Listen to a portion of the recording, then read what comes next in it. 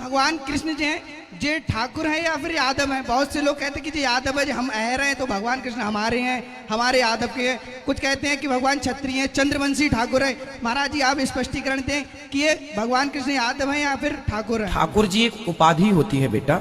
होता क्या है, जो श्रेष्ठ होते हैं ना, जैसे गांव में जो श्रेष्ठ होता है उनको ठाकुर कहते हैं, ये ठाकुर हैं। ठाकुर मीन्स गांव का मुखिया, श्रेष्ठ ठाकुर हैं। जैसे आज की भाषा में सरपंच कहते हैं, ऐसे भगवान सबसे श्रेष्ठ हैं। तो भगवान सबसे श्रेष्ठ है, इसलिए भगवान को ठाकुर की हे ठाकुर आप हमारे ठाकुर हैं, मतलब सबसे श्रेष्ठ को ठाकुर कहा गया। तो ठाकुर हमारे रमण बिहारी ठाकुरानी हैं श्री राधा, तो ठाकुर ठाकुरानी। श्री कृष्ण वसुदेव जी के पुत्र थे, है ना। तो वसुदेव जी तो क्षत्रिय थे। मैं और मित्रसेन आज ही कुमार वसुदेव की दूसरी पत्नी रोहिणी को रातों रात यहाँ से निकालकर गोकुल में नंद राय के पास छोड़ आएंगे।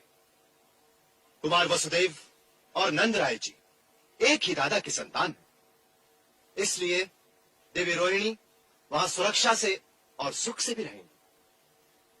आप हमारे बहनोई कुमार वसुदेव के रिश्ते में भाई होते हैं,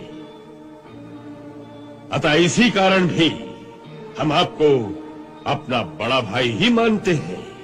महाराज का हृदय कितना विशाल है, आज आपने अपने सेवक का मान बढ़ा दिया।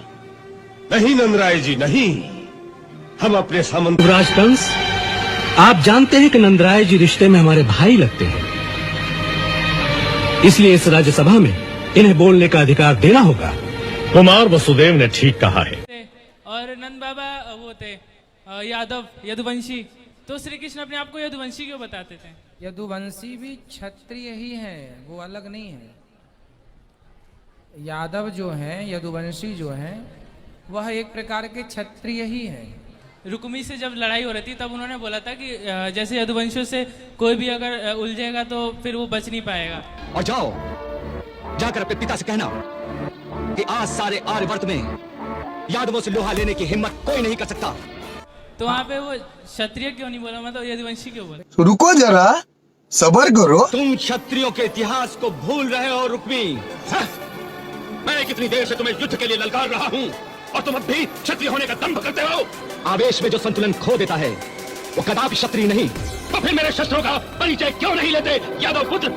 कोई किसी की बेटा यदुवंशी जो है, यदुवंश भी क्षत्रिय ही है। यादव यदुवंशी जब मूल में जाएंगे तो ये सब क्षत्रिय ही हैं।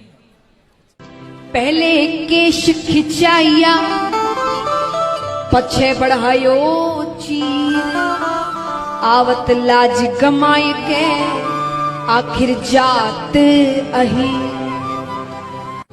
नानी बाई कहती आखिर जात तो अहीर है, जात का सर तो रहेगा। वीर घट भरवे नीर, ठाड़ो यमुना तीर, सामरो अहीर, मारे द्रगन के तीर। भगवान कृष्ण यदुवंशी हैं। यदुवंश से जुड़े हुए सभी भाइयों बहनों को कहना चाहता हूं, चाहे उत्तर प्रदेश हो, बिहार हो, ये श्री कृष्ण भगवान के वंशजों को कहना चाहता हूं, मैं गुजरात में द्वारिका नगरी से आशीर्वाद लेकर के आया हूं। आपकी चिंता करने का जिम्मा मैं लेता हूं। पुरु किसका बेटा है? शर्मिष्ठा का है ना। शर्मिष्ठा किसकी बेटी है? बृहस्पति की बेटी है। तो नाना बृहस्पति भाई कि शुक्राचार्य भाई का है? बृहस्पति कौन हुए? बृहस्पति को ये बात मालूम पड़ी कि मेरे देव के पुरु को यदु ने गद्दी से फेंक दिया है। तो बृहस्पति राक्षस ने यदु को मारने के लिए अजगर का रूप बनाया, सर्प का रूप बनाया और मारने के लिए चला। मारने के लिए चला। इधर यदु घोड़ा पर सवार होकर शिकार खेलने जा रहे हैं।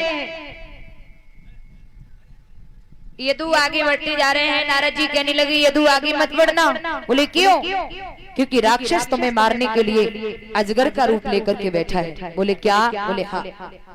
यदु हंस करके कहने लगे हे नारद जी, हम क्षत्रियों का काम है आगे पैर बढ़ाना, ना कि पीछे हटाना।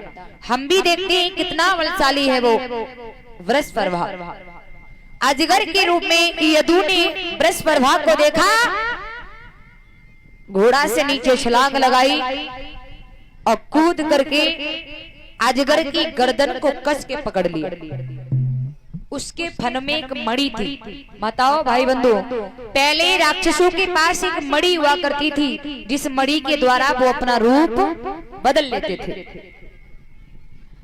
यदु ने क्या किया, आई को मारे निकारो हीरा।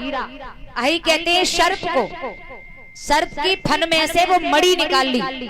यदु ने मणि निकाल ली, और जब मणि निकाली तब एक कहावत कही है, अही को मारे निकारो हीरा, और तब से नाम पड़ो है अहीरा।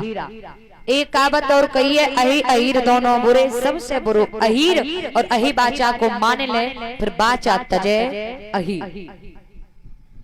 सर्प को जब तक अही कहते हैं, सर्प को जब तक तुम छेड़ोगे नहीं तब तक वो फन मारेगा नहीं। अही अहीर दोनों बुरे, एक कहानी है भैया। इधर वो राजा जब अजगर से दोबारा सर्प नहीं बन पाया, यदु आकर के राजा बन गया। यदु की 55 पीढ़ी बाद 56वीं पीढ़ी पर नंद वसुदेव जी हुए हैं।